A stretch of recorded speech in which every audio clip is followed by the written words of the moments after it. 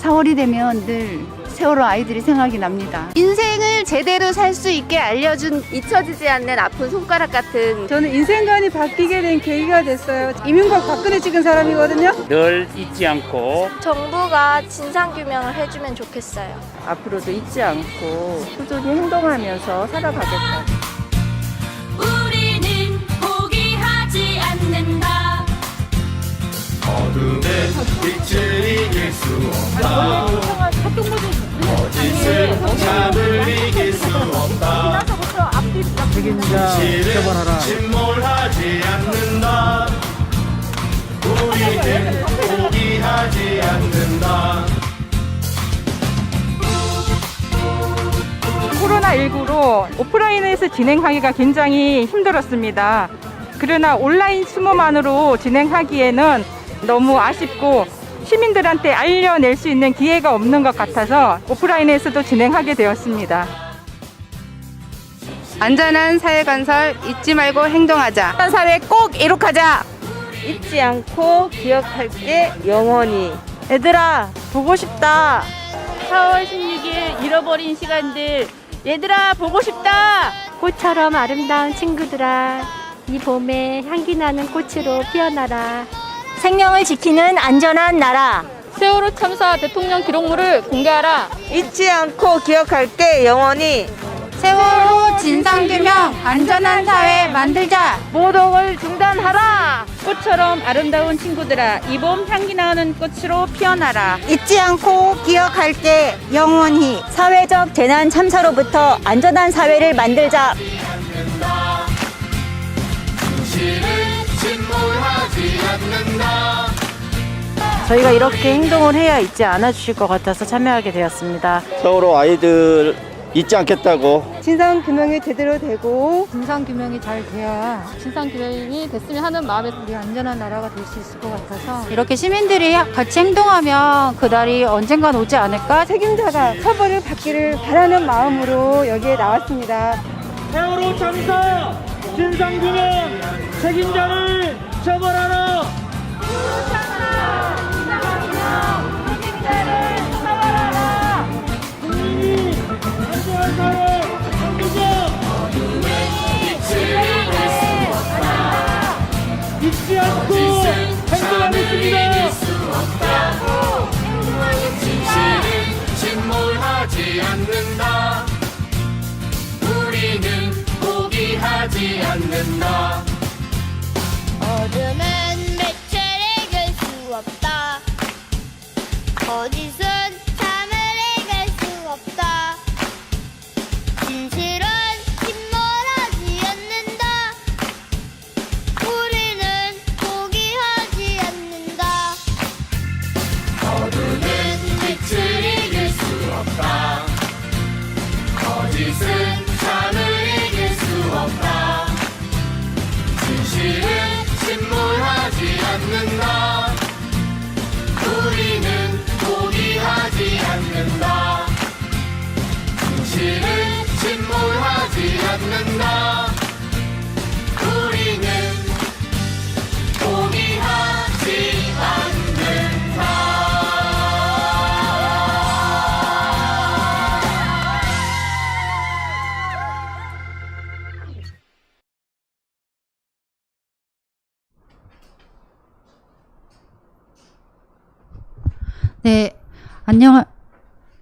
안녕하세요.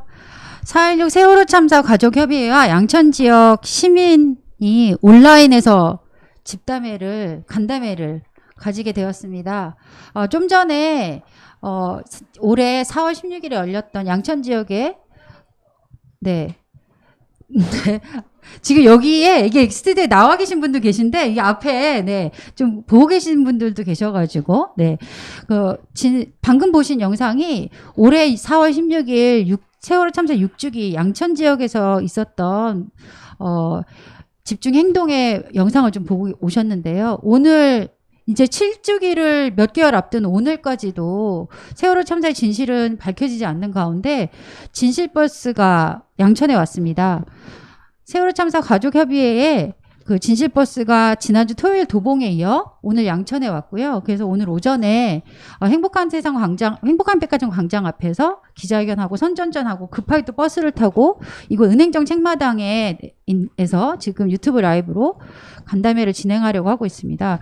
그 저희가 선전전을 하는 동안 또 지나가시던 시민분들이 또 음료를 사주시기도 하고 또 마침 이제 세월호 버스, 그 진실버스 큰 45인승 버스가 주차할 데가 없었는데 또 건너편에 있는 중학교에서 교장선생님 또 바로 주차 공간도 마련해 주시고 좀 반갑게 환영한다라는 말씀 좀 드리기 너무 좀 이상하지만 어쨌든 양천 시민들이 진실버스를 맞이하려고 이렇게 또 이야기 자리를 펼쳤습니다.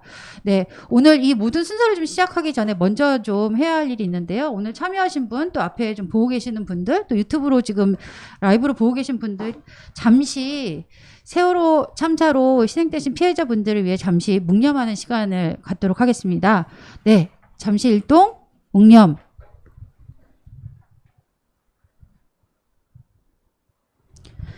네, 바로 네. 좀 7주기가 몇 개월 남지 않은 이 상황에서도 세월호 참사의 진실을 밝혀라 이런 얘기를 하기도 참 진짜 언제까지 해야 되는지 모르겠지만 또 열심히 해보겠습니다. 오늘 이 이야기를 나눠주기 위해서 여러분들이 좀 같이 자리를 해주셨는데요. 먼저 소개를 드리겠습니다. 5반의 준영이 어머니, 임영애님, 그리고 3반의 예은 아버님, 유경근님 나오셨습니다. 반갑습니다. 네, 반갑습니다. 네, 또 양천 시민들을 또 대표해서 제 옆에 이제 네 분의 주민들, 시민들이 와 계신데요. 한 분씩 짧게 자기소개를 좀 해주시기 바랍니다. 네, 안녕하세요. 세월호를 기억하는 강서 양천 시민 모임의 김은영입니다. 반갑습니다. 네, 안녕하세요. 강서 양천 민중의 집에서 활동하는 전희수입니다. 네, 안녕하세요. 저는 마을 탐방을 아이들하고 하고 있네요. 안녕하세요. 저는 아이들하고 같이 마을 탐방을 하는 마을 탐방 해설사 대표 최진숙입니다. 반갑습니다. 네, 안녕하세요. 주민내거리 이호경입니다. 반갑습니다. 네, 또 날씨도 추워지는데 코로나 상황도 좀 심각해져가지고 저 이 공간에 지금 모두 마스크를 쓰고 방역 지침을 좀 준수하면서 진행을 하고 있습니다. 사실 이 공간이 2015년 금요일엔 돌아오렴이라고 하는 세월호 참사의 가족들의 이야기를 담은 책이 처음 나왔을 때 그때 함께 읽기를 했던 장소이기도 해요. 근데 5년의 시간이 지금 지났는데 정말 아무 변화가 없었다기엔 좀 그렇지만 왜냐면 엄청나게 많은 가족협의회 유가족분들이 시민들이 서명하고 네, 뭐 집회하고 요구하고 했던 5년의 시간이 있어서 뭐 변화가 없었다고 그러긴 하지만 너무너무 더디게 그렇지만 여전히 참사는 규명되지 않은 채 지금 오늘을 맞고 있는데요. 그 와중에 진실버스가 이제 또 다시 한번 전국을 돕니다. 그래서 그동안에 이 진실버스가 진실버스 1, 진실버스 2라고 들었어요. 진실버스 1의 목적은 뭐였는지 또 어떤 이야기들이 있었는지 먼저 어머니 아버님께 이야기를 잠시 들어봐도 될까요? 네. 3번. 네, 이번에 오늘이 지난주 토요일부터입니다. 11월 21일부터 4.16 진실버스 2를 시작을 했습니다. 2라고 하는 건 이제 1이 있다는 얘기겠죠? 그죠. 예. 그래서 지난 10월 6일부터 26일까지 1차로 전국 27개 도시를 20박 21일 동안 순회를 했었습니다. 참 많은 지역에 많은 분들을 만나왔는데요. 진실버스 첫 번째 진실버스의 목표와 그다음에 지금 두 번째 진실버스의 목표와 목적은 다르지 않습니다. 같습니다. 다만 차이가 있다고 한다면 첫 번째 진실버스를 운행하는 중간에는 국회에 그 입법을 요구하기 위한 10만 국민동의 청원을 하는 기간과 같았습니다.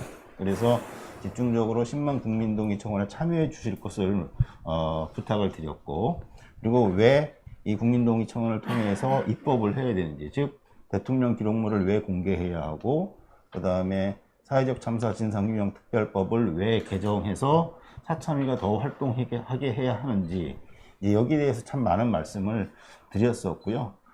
감사하게도 많은 분들이 호응해 주셔서 아주 성공적으로 이 국민동의 청원을 끝냈습니다.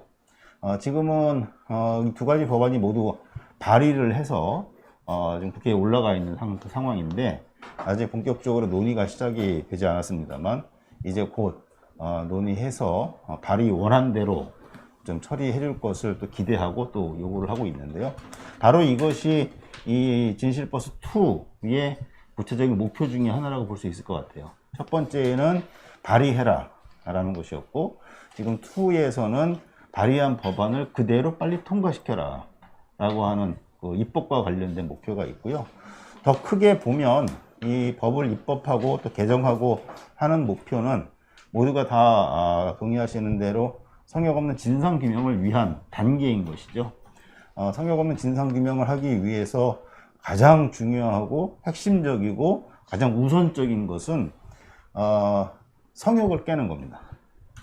성역을 깨서 그 성역 속에 감춰져 있던 뭔가 기록과 증거들을 우리가 확보하는 것이 가장 중요하죠. 그래야만 이 법 개정을 통해서 사참위가 더 활동을 하고 하는 것들이 다 의미가 있는 것이죠. 조사하기 위해서 하는 거잖아요. 수사하기 위해서 하는 것이고.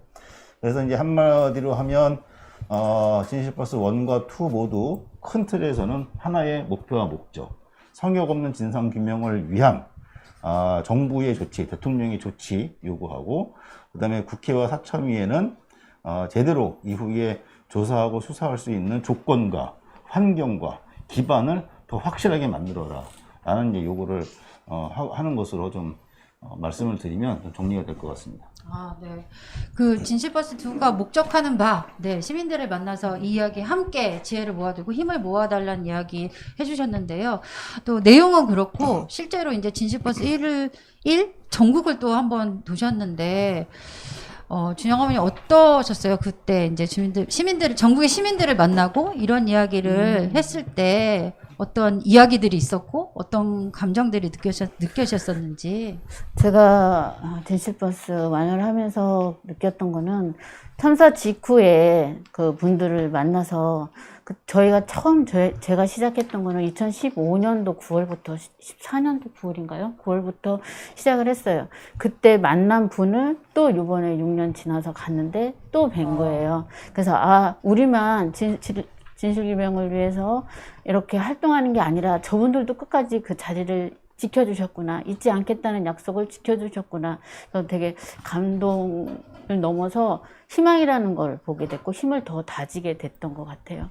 그분들이 다 좋은 말씀만 하셨겠어요. 그분들은 다 좋은 말씀 하셨는데 저희가 서 있으면 다 끝났는데 와서 한다, 지겹다는 소리도 하고, 놀러 가다가 그렇게 됐는데 뭔 진실이 있냐는 소리도 하고, 그런 소리를 많이 하셔요. 근데 아직까지도 저런 사람이 있지만 그렇지 않는 사람, 6년 동안 같이 함께 약속을 지켜주셨던 분, 그 자리에 계셨던 분들을 생각하면서 더 많은 활동을 해야겠구나. 그리고 마음가짐을 더 다져야겠구나. 그런 생각을 많이 했습니다.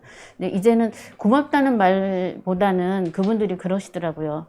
함께 가자는 말 항상 같이 해주고 힘내셨으면 좋겠다고. 그래서 저도 고맙다는 말보다는 제가 더 포기하지 않고 끝까지 가는 모습으로 그분들과 함께 해야겠다라는 생각을 했습니다. 네, 사실 저희들도 이렇게 또 매일매일을 어머님, 아버님과 같을 수가 없는 게 참 사실 죄송한데, 이제 4.16 그 시기가 되면 잊지 않겠다 약속하고 했지만 1년 내내 사실 그렇게 생각하면서 살지 못했던 것 같아요. 그렇지만 여전히 잊지 않겠다고 하고 또 같이 목소리 내겠다고 하고 힘내겠다고 하는 사람들은 여전히 있는 것 같고, 저도 그 말씀하셨듯이 초창기에는 막 좀 험한 말씀 하시는 분도 지나가다 계셨는데, 오늘은 좀 추운 날씨였고 약간 점심시간에 사람들이 많이 지나가면서 관심 있게 읽어보시더라고요. 이렇게 말씀은 안 하시지만, 네. 좀 계속 시간은 흐르지만 어쨌든 밝혀지지 않는 이런 좀 이상한 걸 사람들도 다 공감하고 있지 않나, 이런 생각이 듭니다. 제가 사실 질문지 먼저 드렸는데 막 거꾸로 막 왔다 갔다 질문해가지고 당황하셨죠. 네. 네. 사실은 맨날 이렇게 힘들게 외치시고 하시기도 하지만 제가 또 언론을 통해서 이렇게 봤을 때 세월호 합창단도 하시고 또 노란 리본이라고 하는 극단도 하셨고 연극도 3회 3개의 작품을 또 올라가는 것도 제가 옆에서 보고 했었는데 그동안 5년의 세월 또 이렇게 입법을 위해서 또 투쟁도 하시지만 가족분들끼리 시민들을 세월호 참사를 알리기 위해서 또 이렇게 예술로 다가가셨던 걸로 아는데 그 활동에 대해서 좀 듣고 싶습니다. 네, 지금 4.16 합창단 오늘 저희 창현이 어머님이랑 태범이 어머님이 5반이라서 여기 오셔야 되는데 예, 합창단 공연이 있으세요. 그렇게 이제 노래로 목소리로 알리고 계시고 그리고 또 몸짓으로 그러니까 노란 리본 극단도 계속 이제 코로나 때문에 한동안 못 하시다가 지금 1단계 전에 내려갔었잖아요. 2단계 올라가기 전에. 그래서 계속 이제 연극 모임을 한 일주일에 3번씩 계속 그렇게 하시는 것 같아요. 그 장기자랑이라는 연극인데 그 연극은 아이들의 교복을 입고 단원국 교복을 입고 어머님들이 많이 아파하시면서 하시지만 그 하나의 목적은 아직도 끝나지 않았다. 그리고 우리는 포기하지 않을 것이다. 함께 해달라라는 그런 무언의 몸짓이죠. 그래서 지금 합창단도 하고 계시고 그리고 그거 말고도 지역 간담회 이번에 진주 4.16 학교에도 가서 간담회도 했었고 저희 임원진 분들은 일주일에 한 번씩 꼭 회의하시면서 이렇게 국회에 계신 분들도 만나가면서 계속 진일금융님 활동을 하고 계세요. 그리고 어제 따끈따끈한 소식을 드리자면 저희 가역에서 가역에서 김장 모임을 하셨는데 저는 참석 안 하셨지만 아버님이나 이렇게 다 김장하시면서 김장 나눔을 하셨어요. 그렇게 함께 할 수 있다는 거, 시민들과 함께 할 수 있고 나눌 수 있다는 거, 그리고 거기에서도 많은 힘을 받을 수 있죠. 그래서 그런 행사를 하면서 그것도 진실규명의 일의 하나입니다. 그래서 지금 계속 그렇게 활동을 하고 있습니다. 네, 지금 말씀 중에 5반에 누구 5반 어머니들끼리 여기서 여전히 참사 진행되고 있는 거 아닌가 싶은 생각도 들고 사실 또 그리고 또 우리나라는 또 희한하게 피해자들을 투사로 만드는 나라인 것 같습니다. 네, 계속 이렇게 움직이시고 또 목소리를 내기 위해 또 거기에 또 나눔을 하고 계시는 활동을 또 듣게 되었는데요. 아까 예은이 아버님께서 아까 얘기해 주셨던 거 그거 조금 더 자세히 듣고 싶은데 사실 이제 지역에서 일상의 삶을 좀 하다 보면 사회적 참사위원회가 지금 어떻게 돌아가고 있는지 그 대통령은 바뀌었지만 도대체 전 대통령이 이렇게 해놨던 기록물들을 아직까지도 볼 수 없었던 거야? 그런 막 이렇게 조금 멀어져 있기도 한 것 같습니다, 솔직히. 그래서 그 청와대와 국회와 또 사참위와 사회적 참사위원회의 조사위원회 요구하는 내용이 조금씩 또 틀린 것 같기도 해가지고 조금 더 구체적으로 네, 저희가 어떤 걸 같이 요구하면 되는지 좀 배우기 위해서 말씀을. 조금 전에 제가 아주 간략하게 말씀을 드렸었는데 그거보다 조금만 더 풀어보겠습니다.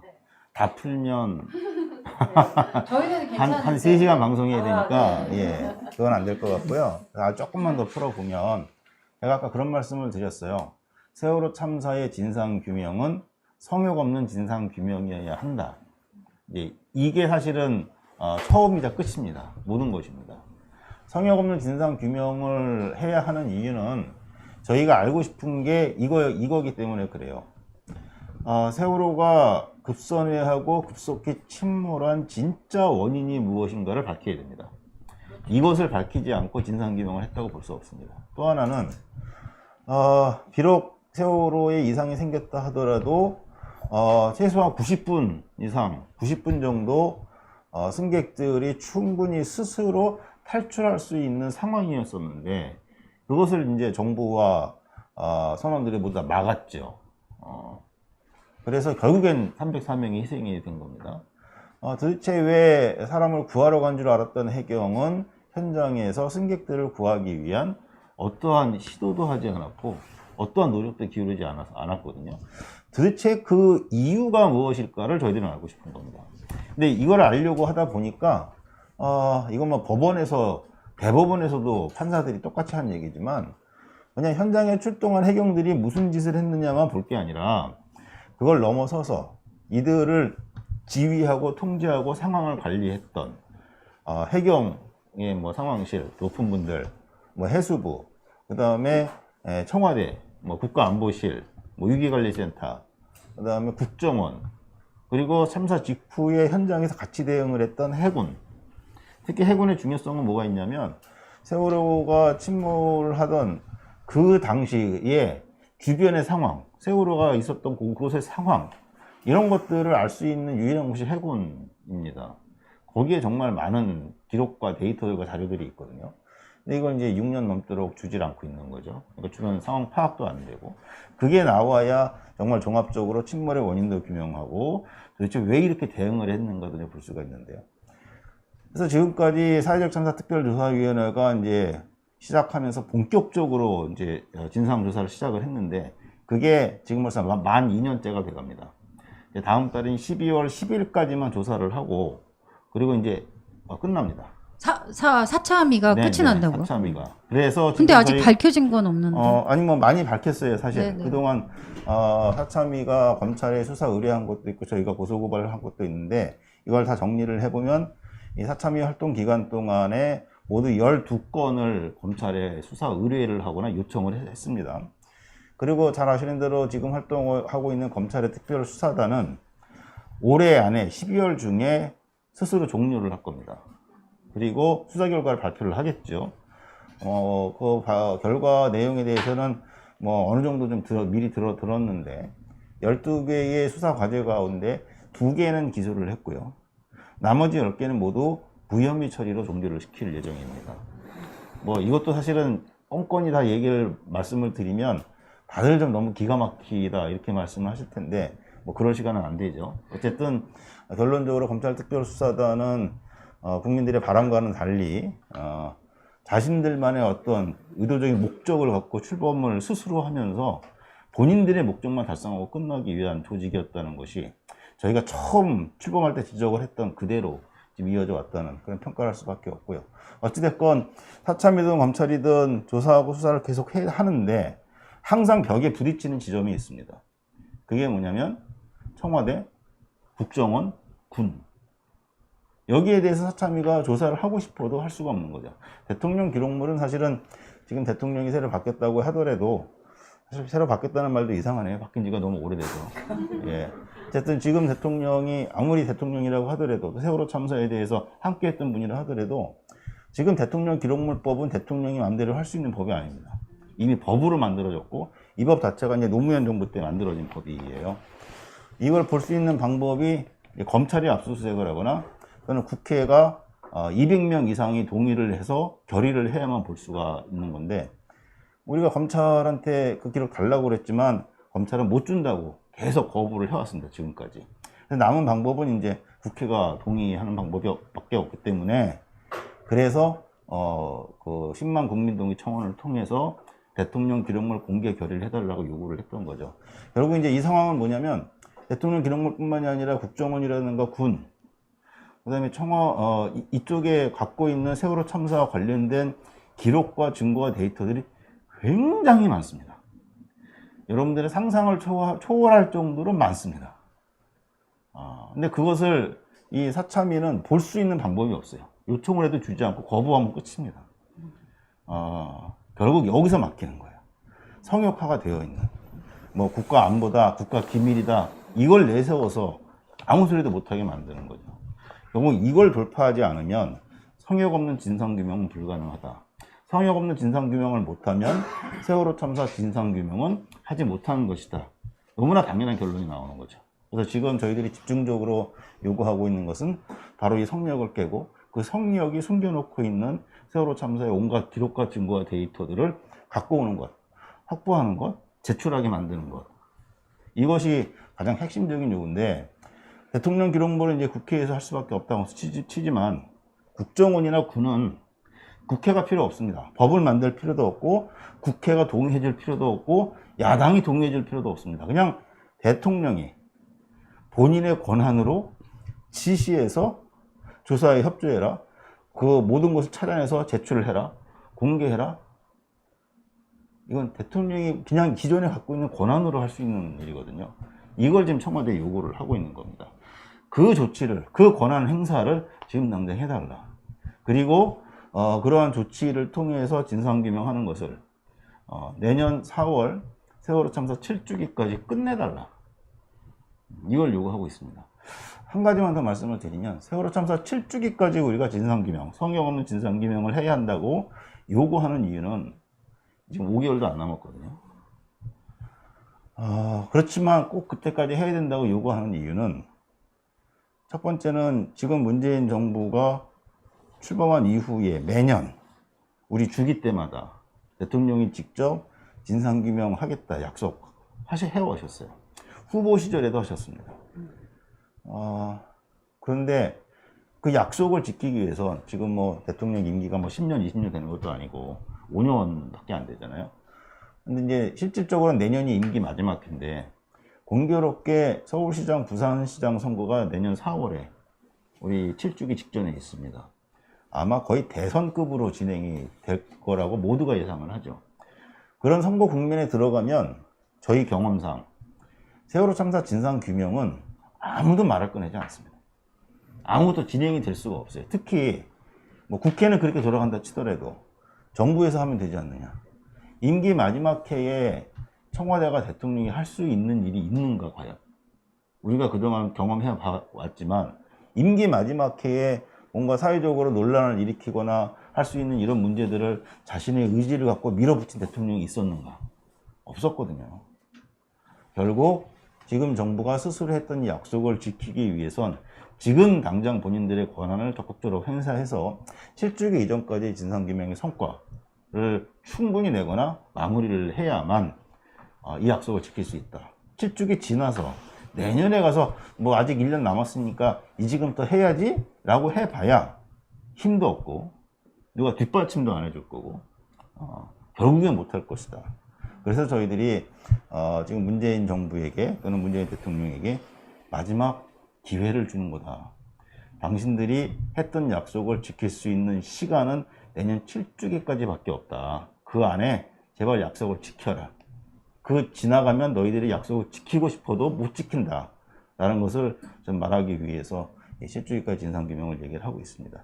국회 사참이 이제 이 내용에 요구를 하고 있는데 이 취지는 아까 말씀드린 거 그 이상이 없습니다. 뭐냐면 결국 중요한 건 성역이 숨기고 있는 기록과 증거들을 가져와서 조사하는 건데 결국 누군가 조사를 해야 되지 않습니까? 누가 조사할 거냐는 거죠. 침몰 원인을 밝히기 위한 조사를 해야 되는데 그걸 누가 조사를 할 거냐. 지금 우리 사회에서 세월호 침몰 원인을 조사할 생각이 있거나 의지가 있거나 그런 방향을 갖고 있는 것은 사참위가 유일합니다. 정부나 검찰은 더 이상 세월호의 침몰 원인을 조사하거나 수사할 생각이 아예 없습니다. 현재까지는. 결국 사참위가 사라지면 침몰 원인 규명은 불가능해진다. 그런 이유에서 사참위는 계속 살아남아서 침몰 원인 규명을 해야 하고요. 그 다음에 구조 방기 이후 왜 사람들을 구하지 않았느냐 하는 문제는 결국엔 국정원이라든가 청와대 군을 조사를 해야 되는데 그 기록들을 다 가져왔을 때 이걸 또 누군가 보고 조사해야 되는데 점검을 해야 되는데 누가 할 거냐. 사참위가 해야 한다. 그리고 여기서 진실이 조각들이 나타나고 그 다음에 혐의가 나타나고 이건 더 수사가 필요하다고 할 경우에 그때 이제 검찰을 통해서 해야 되는데 그것도 좀 불확실하잖아요. 검찰을 통해 수사한다는 게 이미 한번 경험해 봤지만 그래서 최근에 지난 9월 22일 날 사참위에서 특검을 국회에 요청해 놨습니다. 그래서 국회에서 특검을 빨리 의결을 해서 특검이 발동을 하면 그럼 이 특검과 호흡을 맞춰서 조사와 수사를 병행하면서 또 협력하면서 해나갈 수 있는데 아직 국회에서 지난 9월 22일 날 요구했는데 아직까지 특검 의결을 하지 않고 있습니다. 법상으로 12월 21일까지 만일에 국회에서 의결을 하지 않으면 바로 자동으로 본회의에 올라갑니다. 법을 저희들이 그렇게 만들어놔서. 그런데 왜 3개월을 채우냐 이거죠. 빨리빨리 처리해야죠. 그래서 그것들은 같이 요구하고 있고 그래서 결국 핵심은 청와대를 통한 또 일부는 국회의 권한을 통한 성역 속에 감춰져 있는 수많은 증거와 기록들을 확보하는 것이 가장 우선이고 중요하고 가장 핵심적인 일이고 이제 국회를 통해서 사참위를 통해서 요구하는 건 그랬을 경우에 이것을 어떻게 제대로 조사하고 수사하고 기소하고 처벌을 할 것이냐 그 수단과 방법 조건을 만들기 위한 요구를 국회와 사참위에 하고 있다.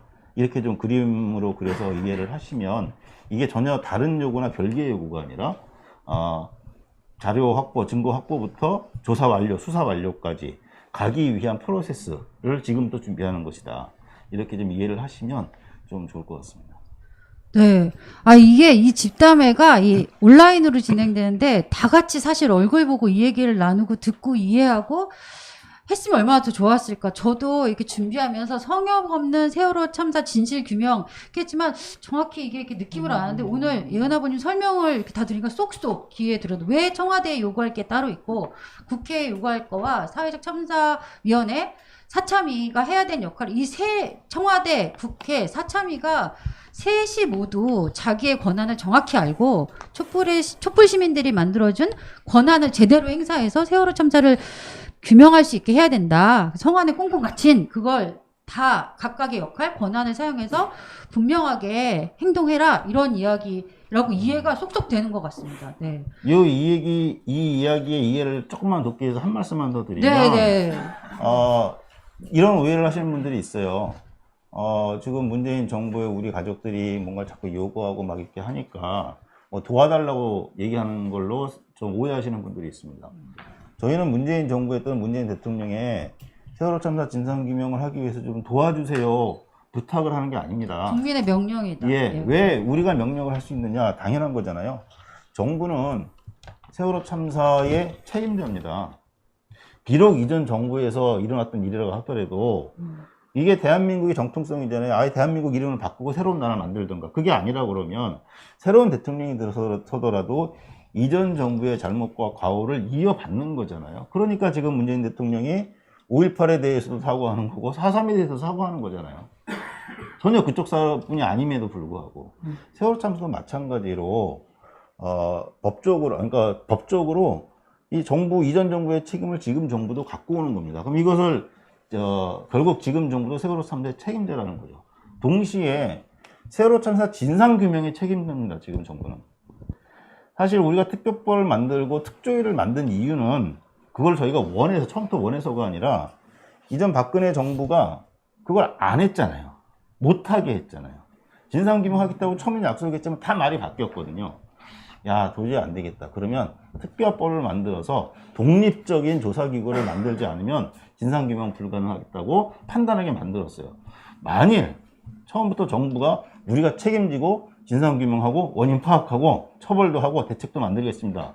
이게 정부가 해야 될 일이잖아요, 사실은. 그걸 안 했기 때문에 저희가 특별법을 만든 거거든요. 지금 정부는 이전 정부와 우린 달라 이렇게 생각을 한다고 그러면 오히려 먼저 나섰어야죠. 그때는 그런 상황에서 특별법 만들고 특조위 만들었지만 이번에는 우리 정부가 책임지고 진상규명하겠습니다. 대책 만들겠습니다. 라고 해서 나섰어야죠. 그것을 요구하고 기대했지만 그냥 3년 반, 4년 가까운 시간 동안 하지 않았죠. 그리고 기다렸죠. 사참위가 있으니까, 검찰이 있으니까 한번 결과를 보자. 별로 안 좋으면 하겠다.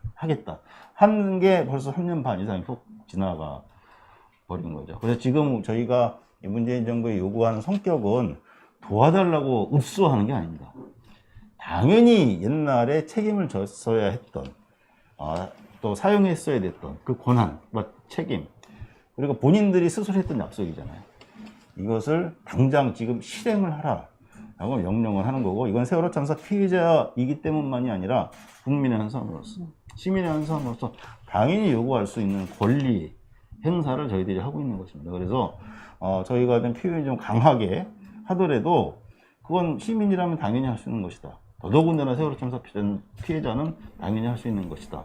그런 좀 취지로 이해하시고 함께 우리 목소리와 요구와 명령에 좀 이렇게 힘을 실어주시면 감사하겠습니다. 네, 완전 동의합니다. 다 여기서 어디 하나 동의하지 않을 수 없는 말이었고, 네, 안전한 사회에 살고 싶다라고 했던 시민들의 권리를 위해서라도 세월호 참사의 진상을 규명하는 일부터 시작이고, 이제 그 일을 해내라고 시민의 준엄한 명령이다. 당연한 요구이다라고 이 지금의 진실버스 이야기들을 각 지역에서 함께 계속 나눠봤으면 좋겠습니다.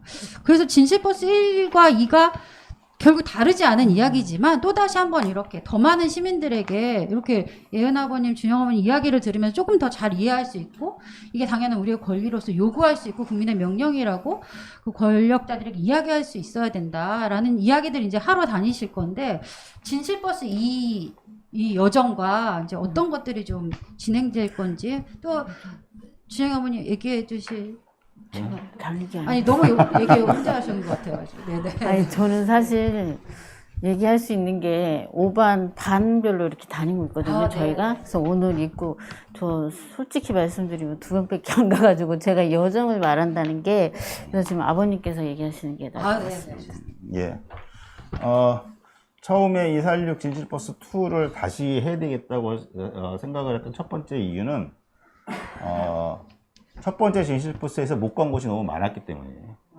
예. 그리고 실제로 다니면서 연락을 참 많이 받았어요. 우리 동네는 왜 안 오세요? 라는 연락을 참 많이 받았고요.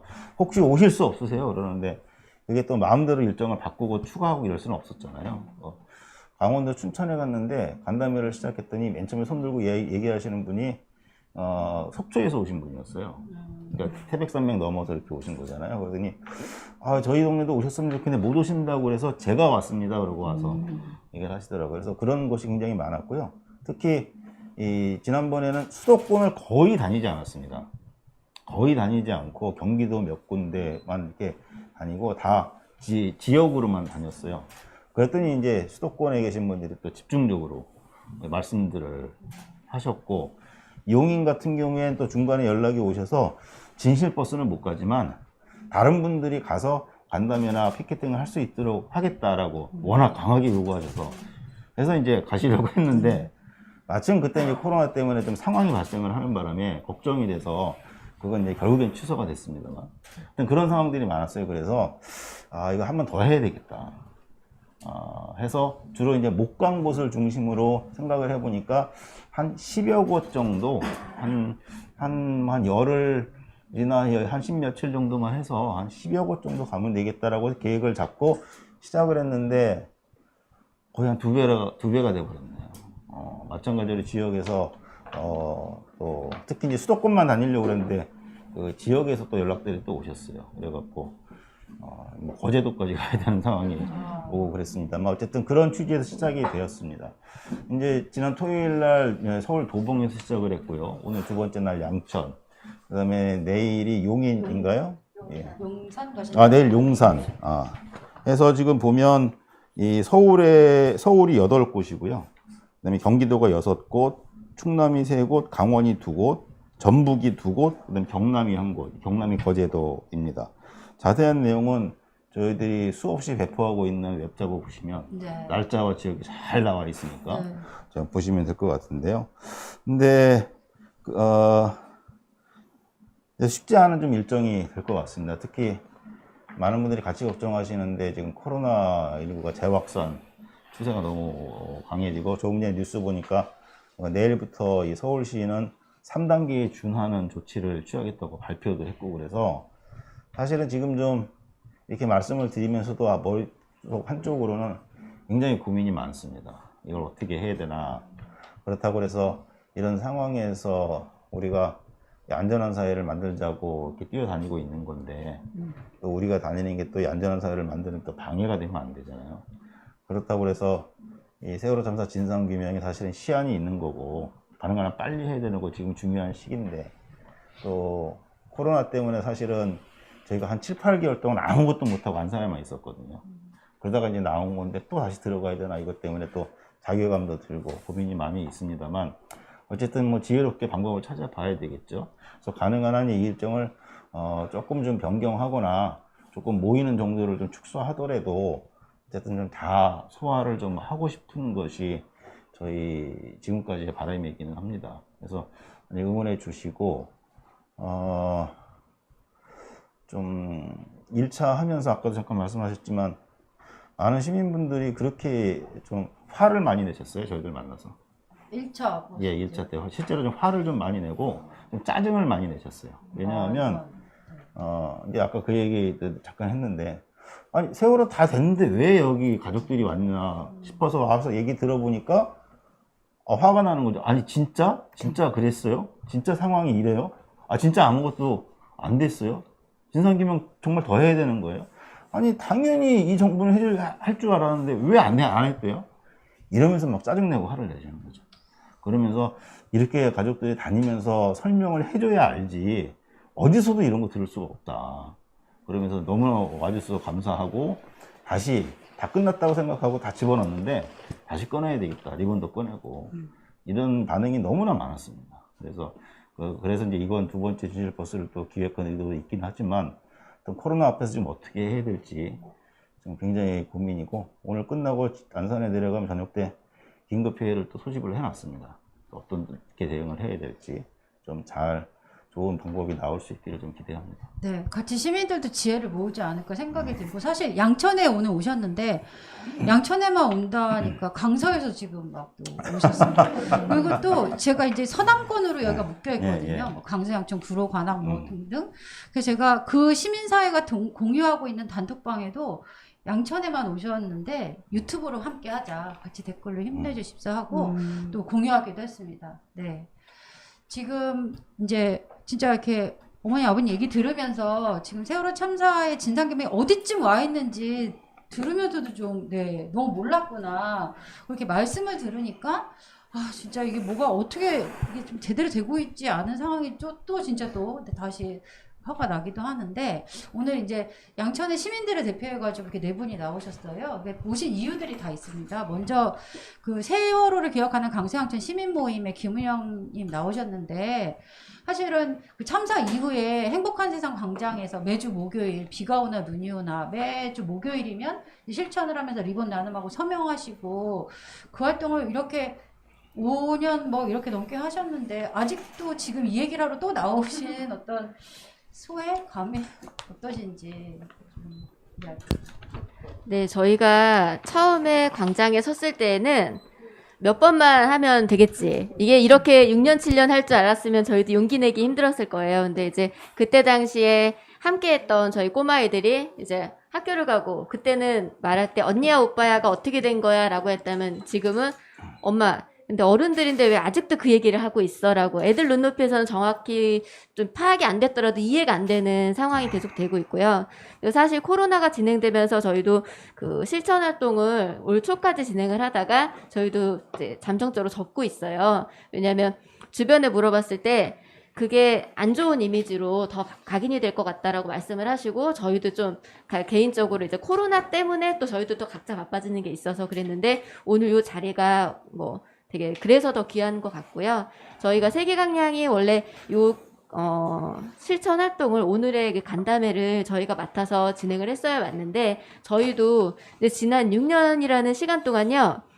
저희가 세월호를 기억하는 강서 양천 주민 모임이었는데 강서에서 이사 가신 분, 양천에서 이사 가신 분. 그러니까 시간이 그래요. 아이들도 많이 컸고 그렇다 보니까 어려운 점이 많았고 오늘 이렇게 말씀을 들으면서 다시금 그때 당시에 그 좀 참담했던 답답했던 국민의 한 사람으로서 그러니까 저희 아이가 살아갈 나라인데 안전하니 아니니에 대한 그 논란을 계속하고 있다는 이 자체가 너무너무 답답하고 우리 아이들이 엄마 나는 뭐 수학여행 가도 돼? 이렇게 그때 당시에 기억으로 가끔 물어봐요. 그러면 이렇게 점점점 이렇게 뭐라고 말을 할 수 없는 그러니까 어머님 아버님이 되게 힘드시지만 그 힘든 걸 이렇게 방치하면 우리도 겪을 수 있다는 그런 자각을 가지고 있어야 되는데 7년이라는 말이 나올 줄 몰랐어요. 사실 저희가 지금쯤이면 되게 성취하고 진상을 밝히고 그래도 되게 안타까운 일이지만 그로 인해서 우리가 사회가 이만큼 안전해졌다라는 결론을 좀 내릴 수 있었으면 좋겠는데 마지막으로 이제 바람을 좀 가져보자면 7주기에 저희가 모였을 때에는 우리는 이만큼 그러고 노력한 만큼 우리가 만족할 수는 없지만 당연히 그럴 수는 없지만 그래도 이만큼 왔다라고 좀 한숨 좀 내려놓고 쉴 수 있는 시기가 왔으면 좋겠습니다.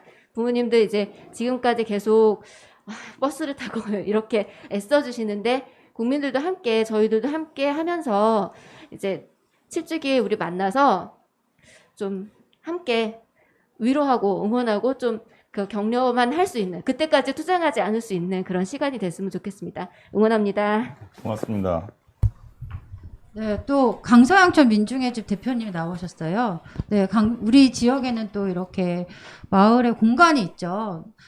지역의 노동과 시민들이 만난, 주민들이 만난 공동체 공간이 있는데, 강서 지역에서 또 이렇게 세월호 참사 매년 4월 16일이 되면 강서에서 또 주도적으로 추모제를 이렇게 추모 행사를 하셨었는데 어떠셨어요? 좀 이렇게 벌써 이제 또 7주기를 앞두고 있는데 진행하시면서 어떤 변화도 있지 않았을까? 시민들 의식이나 뭐 생각이나 뭐 분위기나 어땠었는지 좀 이야기 해주시죠. 네, 저희가 그 강서 양천 민중의 집이다 보니까 강서구하고 양천구에서 진행하고 있는 추모 행사에 다 참여를 하는데요. 소재지가 강서구이다 보니까 주로 강서구에서 하는 그런 추모 행사에 많이 참여를 합니다. 그리고 저희 건물 옆에 그 계단이 하나 있어요. 그래서 계단에다가 매년 한 4년, 5년 전부터 노란 리본을 되게 크게 이제 스티커를 붙이고 그렇게 정말 추모를 하고 있는데요. 그걸 붙일 때마다 민원이 꼭 들어와요. 민원이 들어오면은 구청에서는 민원이 들어왔다고 그냥 통보도 안 하고 그냥 떼 가시더라고요. 그러면 저희는 또 가서 항의를 하고 다시 찾아와서 그 스티커를 다시 붙이고, 그거를 한 1년, 2년 하니까 이제 재작년에도 그런 적이 있어서 이제 구청장한테 직접 항의를 했어요. 그랬더니 되게 많이 혼이 났나 봐요, 거기서. 그래서 아예 그 이후에는 본인들이 가져간 걸 직접 와서 이렇게 다시 재부착을 하시더라고요. 그리고 나서 올해는 민원도 없고 그리고 그냥 무사히 잘 치르긴 했는데, 한편으로 민원이 없다 보니까 오히려 그냥 관심이 없어지는 건가? 막 그런 걱정이 좀 한편으로는 들더라고요. 근데 다행히도 사람들이 그곳에 계속 그 계단 옆에 리본을 4월 달마다 이렇게 단다는 걸 알고 SNS에서도 공유를 해주시고 좀 추모하는 마음을 보여주시니까 좀 좋은 것 같았고요. 그리고 그 강서구 그 지역 단체들이 매년 추모 문화제를 역 앞에서 진행을 했는데요.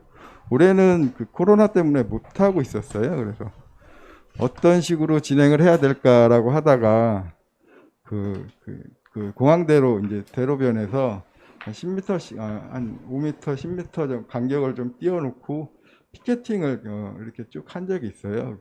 근데 오히려 그 추모 문화제 했던 때보다 반응도 더 좋았고 참여하시는 분 마음이 더 기뻤다고 그렇게 얘기를 하시더라고요. 그래서 어쨌든 이런 추모하는 마음, 그런 것들이 계속 가져가고 말이 좀 풀리네. 네. 어쨌든 한편으로는 그 추모하는 마음만 계속 갖는 게 안타까운 게, 그 진상규명도 여전히 이루어지지 않았고 책임자도 처벌이 되지 않았는데 매년 그냥 행사로만 머물지 않을까라고 하는 그런 걱정도 많이 되고 있어요. 그래서 이번에 진실버스가 제대로 좀 운행이 되고 사람들이 많이 진상규명이 안 됐다고 하는 것들을 많이 알고 책임자 처벌을 원하고 그런 여론이 일었으면 좋겠습니다. 네. 네, 지역에서 이렇게 매년 4월 16일 추모 행사를 준비하지만 추모로 끝날 게 아니라 진짜 진상규명을 위한 마지막이 아니겠죠? 마지막이어야겠죠? 네, 진실버스 2가 제발 진실규명은 어떤 힘을 되기 위해서 모아보자 이런 얘기 해주셨는데, 지금 저 이야기 나누는 동안 유튜브에 댓글이나 이런 게 응원 댓글도 많고, 또 말과 꿈님은 굉장히 이 과정을 많이 설명해 주고 계세요. 네, 댓글로도 배우고 있습니다. 네, 그래서 양천에 잘 오셨습니다. 네, 그래서 이거 가족협의회 환영하는 네, 잘 오셨다고 인사 주시고 또 힘내시라고 응원 주시는 댓글도 있었고요. 또 진짜 진실이 밝혀질 때까지 응원하고 구하지 않은 이유가 뭐였을까 너무 궁금하다. 댓글로도 이렇게 답답한 마음을 전해주셨습니다. 말가꿈님은 굉장히 길게 많이 얘기해 주셨는데 아까 예은 아버님께서 얘기해 주신 각각의 역할이 무엇이고 그게 어떻게 중요한지를 또 자세하게 설명해 주셨어요. 네, 방송 다시 보기도 좋지만 이 말가꿈님의 댓글을 읽어보면 무엇을 해야 되는지 알 것 같기도 합니다. 네, 또 이야기를 이어가자면 또 어린 청소년을 이렇게 만나고 마을 해설사를 하시는 최진숙 선생님 나오셨는데, 그러니까 계속 안전한 사회를 만들자 이건데 그 안전한 사회를 채 만들지도 못하고 있는 이런 사회에서 매일매일 어린 청소년을 만나는 마음은 또 어떠실까? 주민 한 사람으로서 이야기를 해주셨으면 좋겠습니다. 네, 지금 사실은 세월호 참사가 일어난 게 어제 같아요. 기억에. 근데 그게 벌써 지금 7년이 코앞에 와 있다고 하니 참 답답하죠. 근데 이런 것들이 지금 이제 그 아버님, 어머님뿐만 아니라 국민들이 바라는 내용 중에 하나가 이제 이게 빨리 진상 규명이 돼서 방지를 할 수 있는 어떤 사회적인 제도가 필요한 건데, 근데 지금 그게 되고 있지 않으니 참 답답하죠. 근데 저는 청소년들하고 아동 청소년하고 꽤 오랜 시간을 함께하고 있습니다. 그래서 사실은 이런 안전에 대한 거, 또 세월호에 대한 거 한시도 잊은 적 없고요. 그리고 지금 두 분 아버님, 어머님 말씀이 잊혀질까봐 우리가 지금 상처 주는 사람도 가끔은 있지만 결국은 잊혀질까봐 살짝 걱정이 많이 되실 거라고 봐요. 근데 지금 선생님도 말씀을 하셨는데 잊혀질까봐 고민한다 그러셨는데요. 그렇지 않습니다. 제가 단호하게 말씀드릴 수 있는 거는 저는 정말 학부모들하고 관계도 같이 하고 있거든요. 근데 우선 보여지는 활동하시는 분들이 앞에 계시겠지만, 그러나 그렇지 않고 앞에서 나서서 활동하지는 않아도 항상 세월을 잊지 않고 응원하고, 지금 저하고 수업을 할 때도 항상 그 부분을 얘기하시는 학부모님도 계세요. 그래서 저 같은 경우는 탐방을 하기 때문에 안전하고도 지켜야 되겠죠. 그래서 이제 활동을 하면, 예전에는 그러지 않았는데 세월호 이후로는 부모님들이 굉장히 체크를 하세요. 여러 가지로 안전에 관한 거, 언제 뭐 몇 시 정확하게 몇 시. 그러니까 저 같은 경우에는 조금 아이들이 수업을 하면 딜레이 되잖아요. 그럼 일일이 보고를 다 드려야 돼요. 그래서 이제 그 말씀 끝에는 항상 그 세월호 얘기를 하세요. 우리가 이렇게 아이들을 믿고 맡겼고 또 이렇게 다 잘 해줄 거라고, 관에서 하는 것도 잘 해줄 거라고 생각을 했지만 또 그런 사고가 났고, 그럼으로써 또 해결된 거 하나 없고, 그러니 우리 아이들은 우리가 지켜야 되기 때문에 좀 우리가 성가시게도 이해해달라는 말씀들을 하시거든요. 그러면 그 말씀들이 서운하기보다는 너무나 지극하게 당연한 거고, 그래서 아이들은 사실은 너무나 순수하잖아. 순수한 가운데서 그런 일이 있었잖아요. 그래서 그게 전부 이제 우리 어른들의 책임 이라고 느끼면서 저는 또 아이들하고 함께하는 또 마을 강사로서 좀 더 책임감을 많이 느끼죠. 근데 이제 그런 사소한 아니면 아주 조그마한 부분에서도 이 세월호 얘기가 지금도 나오고 있다는 거를 아버님께서는 좀 위안을 삼으셨으면 좋겠어요. 그러니까 물론 가끔씩 이렇게 마음 아픈 소리 하는 그런 철없는 어른들도 있어요. 하지만 다 부모잖아요. 다 아이를 둔 부모들이기 때문에 이렇게 앞에 서서 활동가 선생님들처럼 앞에 서서 뭔가 해주진 않지만 뒤에서 항상 응원하고 있다고 그렇게 믿고 또 그렇게 힘내주셨으면 좋겠습니다. 네, 고맙습니다. 잘 알겠습니다. 네, 양천에 진짜 그런 주민들과 부모들이 많다는 이야기, 네, 응원, 좀 힘이 되셨으면 좋겠습니다. 그 세월호 참사 매번 저희가 추모 행사를 할 때마다 오늘도 지금 마을미디어 주민내거리 유튜브를 통해 방송이 되고 있는데, 마을미디어 주민내거리가 항상 기록하고 내보내고 주민들에게 알리는 역할을 늘 하고 계세요. 거기 이호경 대표님 나오셨는데, 사실 세월호 참사 언론의 역할, 그러니까 중앙 언론, 큰 거대 언론의 역할도 되게 중요했는데 많이 아쉽긴 한데, 또 이게 마을미디어가 이렇게 지역에서 곳곳에 이렇게 할 수 있는 역할, 또 그 힘 때문에 또 계속 이렇게 담아내고 계시지 않나 생각이 드는데. 네, 언론의 역할이라 말씀하셨는데요. 저희가 이제 할 일은 마을의 역할이라 생각해요. 마을이 뭉쳐서 이제 언론이 되잖아요. 이제 정부에서 그렇고 이제 국회에서도 이제 목소리를 낼 수 있는 도움이 되는 이제 마을 방송이라 생각하고 저희가 이제 참여하게 되었습니다. 제가 이제 노란색을 참 좋아하는데 2014년 이후로부터 노란색을 보면 참 가슴이 아픕니다.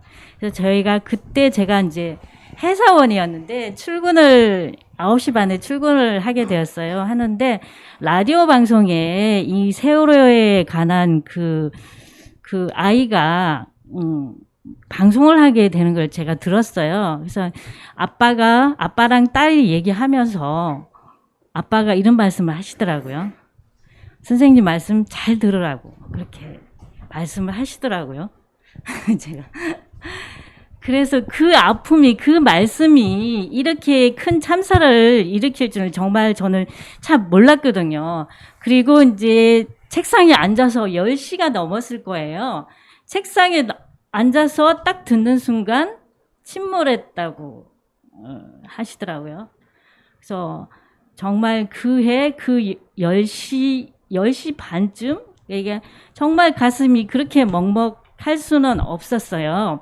그래서 오늘 이 자리에 제가 이 마을 방송인으로서 무슨 말을 할까 참 고민이 되었는데 제가 뭐 한번 적어왔어요. 저희가 이제 세월호 참사 4주기부터 저희가 참여를 하게 되었어요. 참여를 하게 되었는데 제가 아직도 그때는 진상 규명이라고 얘기를 했는데 오늘은 지금 성역 없는 진상 규명이라고 이게 버스에 크게 새겨져 있는 걸 보고 정말 이렇게 변화하면서 아직도 이런 말을 지금 진상 규명이라는 말을 아직도 계속 되새김하게끔 만드는 그런 정부가 정말 가슴이 답답하고요. 그런 진상 규명이 정말 7주기 이전에는 꼭 진상 규명이 밝혀졌으면 좋겠고 우리가 모두 침몰 원인 저기 적힌 대로 끝까지 규명하는 날이 꼭 됐으면 좋겠습니다. 그래서 저희 마을 방송도 항상 응원하겠습니다. 감사합니다. 네. 프로그램 만들어서 자꾸 초청해 주십시오. 네. 저희가 노력하겠습니다. 양천 마을에 한해서는 저희가 최선을 다해서 열심히 노력하겠습니다. 저희가 1차 진실버스 하면서 새로 배운 게 사실은 말씀해 주신 이거거든요. 그 지역의 동네의 언론의 역할이 생각보다 크다. 생각보다 아주 밑바닥에 대한 영향력이 상당히 크다는 걸 느꼈고 그것이 10만 국민동의청원을 성공시키는 데 아주 큰 역할을 했다는 것을 나중에 확인도 했거든요. 그래서 정말 지역 언론, 동네 마이크가 정말 중요하다는 것을 좀 많이 배웠어요. 그래서 앞으로 역할 기대하겠습니다. 네. 지금까지는 거의 기억만 하는 단계였잖아요. 이제 지금 앞으로는 이제 해결할 수 있는 단계가 꼭 빨리 왔으면 좋겠습니다. 네. 부모님 너무 고생하셨습니다. 네. 네. 지금 약간 시간이 넘어가고 있긴 하지만 저희가 약간 늦게 시작했었거든요. 그러니까 조금 더 해야 되겠죠? 네. 네, 지금 그러니까 강서 양천 지역에서 곳곳에서 활동하시는 분들이 성역 없는 진상규명이 왜 필요한지 또 각자의 자리에서 활동하셨던 그거 가지고 이야기를 또 해주셨습니다. 저희가 그래서 오늘 좀 간담회를 통해서 저도 많이 배웠습니다. 왜 성역 없는 진상규명? 그래서 청와대와 국회와 사회적 참사위원회가 각자의 권한과 역할을 가지고 진상을 규명할 수 있게 역할을 해라. 국민의 명령이다. 이런 말을 명확하게 해야 된다는 걸 배웠습니다.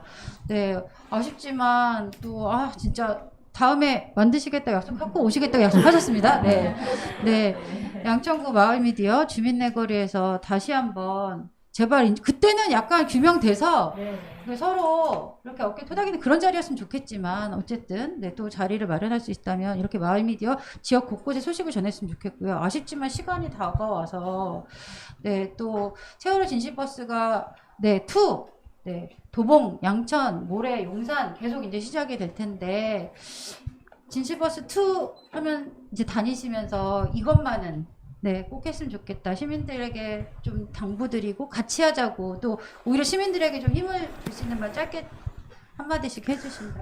네, 제가 생각하는 국민청원 동의 성공은 대통령 기록물이 공개되고 사참위법이 통과되는 게 저는 진정한 성공이라고 생각합니다.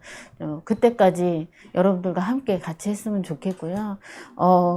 그리고 저희도 2차 끝나고 2차 열심히 잘 해서 더 많이 알리고 2차 끝나고 다른 대안을 하겠지만 여러분들도 진실버스 아니더라도 진실 모임이라도 양천구에서 강서구에서 더 많은 활동을 해 주셔야 될 것 같습니다. 제 부탁 안 드리겠습니다. 여러분들도 함께하는 그래서 안전한 나라 만드는 시스템 만드는 것이 저희 어른들의 몫이기 때문에 여러분들한테 부탁드리지 않겠습니다. 대신 진실의 모임, 진실버스를 대응할 수 있는 그런 모든 활동을 끝까지 해주셨으면 좋겠습니다. 감사합니다. 알겠습니다. 명심하겠습니다. 저도 할까요? 네. 예. 세월호 참사는 국가 범죄입니다. 안전사고나 교통사고가 아닙니다. 안전사고나 교통사고였다면 이런 진상규명이 필요가 없죠. 세월호 참사는 국가에 의해서 국민들이 희생당한 국가 범죄입니다. 국가 범죄를 파헤치기 위해서는 반드시 성역을 넘어서는 진상규명, 조사와 수사가 이루어져야 한다는 것 함께 외쳐주시면 감사하겠고요.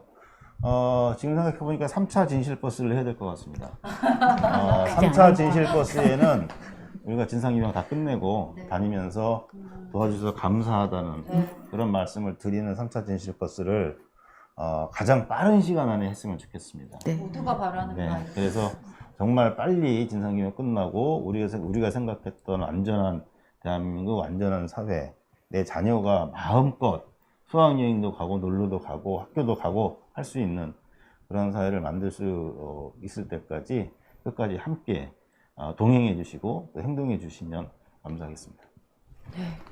여기 나오신 선생님들도 짧게 저는 하여튼 이 간담회가 정말 간담회 이전과 이후가 약간 마음도 틀려지고 이해도 달라지고 했습니다. 느끼시는 점이 있을 텐데 짧게 또는 앞으로 나는 그래서 오늘 간담회 이후로 이렇게 뭔가 함께 하겠다 뭐 이런 이야기도 좋습니다. 너무 부담되시네요. 유튜브 끝났어요? 네, 저희 세계강량은 지금 잠정적으로 활동을 어느 정도 정리하고 있지만 저희 카트는 행복한 백화점 지하 3층에 아직 보관이 되어 있습니다. 그래서 저희도 어머님, 아버님, 이제 부모님들과 함께 발맞춰서 행동하고 움직이는 거 기억하고 언제까지, 그러니까 진상규명이 다 되는 그날까지 함께 할 테니까 힘내시고 건강 유지하세요. 네, 고맙습니다. 네, 저희 그 강서구 그 시민단체들도 다 같이 새롭게 진상규명과 책임자 처벌에 대한 것들을 상기시키고요. 그 4월 되기 전까지 함께 하기를 약속드리겠습니다. 네, 저도 마을에서 거의 마을 활동을 하기 때문에 마을 주민들 아니면은 그 학부모님들하고 관계가 밀접합니다. 제가 그래서 거기에서 우리가 또 이제 이제 안 했으면 저도 좋겠습니다. 그런데 지금 상황이 이러니까 우리가 이 세월호에 대한 얘기를 좀 더 풀어내서 학부모님들도 같이 참여해서 좀 빨리 조속하게 이게 해결될 수 있도록 저도 노력해 보겠습니다. 네, 아까 아버님 말씀하신 대로 세월호는 도와주는 게 아니었다는 걸 좀 느꼈습니다. 네, 저희가 이제 당연히 해야 할 의무이고 책임인 것 같습니다. 그리고 이제 저희 이제 세월호 참사의 304명이죠. 303명 영혼 앞에 약속이 꼭 지켜지길 바라면서 저희도 항상 기도하겠습니다. 네.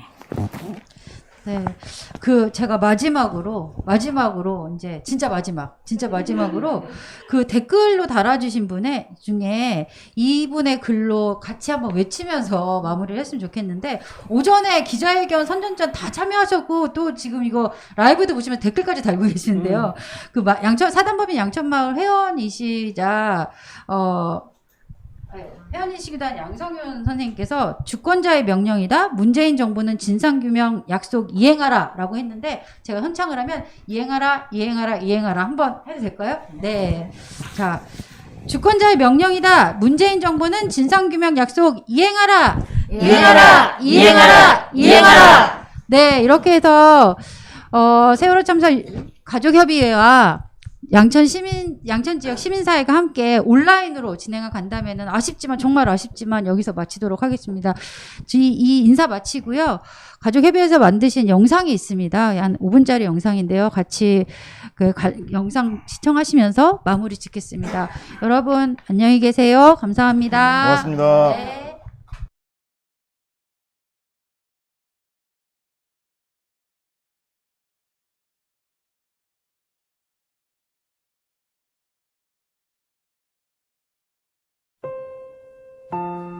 엄마 아빠들 또 4월이네. 달력이 넘어가기도 전에 몸이 먼저 알고 신호를 보내잖아. 우린 애들 생일 그리고 애들이 올라온 날까지 며칠이고 몇 달이고 아프잖아. 4월이랑 몸과 마음은 아픈데 우리 애들의 4월이 그냥 지나가게 두면 안 되니까 힘을 쥐어짜서 미친 듯이 다니지. 그렇게 6년을 보냈네. 제일 초창기 때 팽목한 기억나? 바다가 그렇게 눈물 나는 건 줄 평생에 처음 알았어. 먼저 아이 올라온 엄마 아빠들이 안산 와서 장례 치르고 다시 팽목항 내려가서 아직 안 올라온 애들 엄마 아빠 곁에서 함께 밤새던 날들. 국회며 청운동이며 밖에서 먹고 자며 우린 투쟁이라고 했는데 시민들이 보기엔 얼마나 거짓골이었을지. 그래도 그때 누군가 우리한테 손 내밀어 준다는 느낌을 처음 받았어. 배 올라왔을 땐 또 어땠어? 하나둘씩 뻘에 절은 우리 애들 신발이며 가방이며 속옷이 나오는데 그걸 보고 제정신일 부모가 어디 있어? 신경 안정제며 수면제며 다 나눠서 같이 먹고 어차피 우리 다 증상이 똑같았으니까. 자식을 먼저 보내본 것도 자식 장례를 치러본 것도 우리 다 처음이라 모든 게 정신없었지만 우리 가족들이 있어서 함께 버텨낼 수 있었다. 그치? 다시는 누구도 우리처럼 어느 날 갑자기 아이를 잃게 하고 싶지 않아서 안전사회 만들겠다 뛰어다닌 지난 6년. 박근혜가 탄핵됐을 때 우리끼리 말했잖아. 이제 됐다. 이제부터가 한 걸음이다. 그런데 밝혀진 것도 책임자 처벌도 하나도 되고 있지 않은데 그래도 처음에 우리와 함께 단식하며 싸웠던 대통령이니까 아이들 빈소 앞에서 하신 말들을 믿고 기다리지만 아직도 처음의 그 출발선에 멈춰있는 것 같아서 답답해.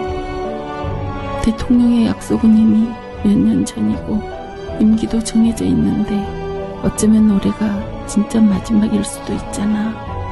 이대로 이 시간을 놓쳐버리면 영영 기회가 오지 않을 수도 있잖아. 마음 같아선 지금 당장 애들한테 가도 상관없지만 그럼 애가 물어볼까봐. 엄마 도대체 왜 그랬대? 애들이 왜라고 물었을 때 말해줄 답을 갖고 가는 게 우리 숙제 같아서. 그래서 조금만 더 하며 여기까지 왔지만 아직도 출발선이네. 그래도 알지? 우린 늘 없는 길을 만들며 온 엄마 아빠들이었잖아. 엄마 아빠들, 가족이란 이름으로 함께 움직이는 우리 진짜 가족이 되었네? 그치? 한 걸음 한 걸음 힘든 길이지만 한 손엔 아이 손잡고 다른 한 손은 우리 가족들 서로 손잡고 그렇게 다시 가볼까? 또 못할 건 뭐야? 애들이 우리한테 남겨준 숙제 그거 다 할 때까지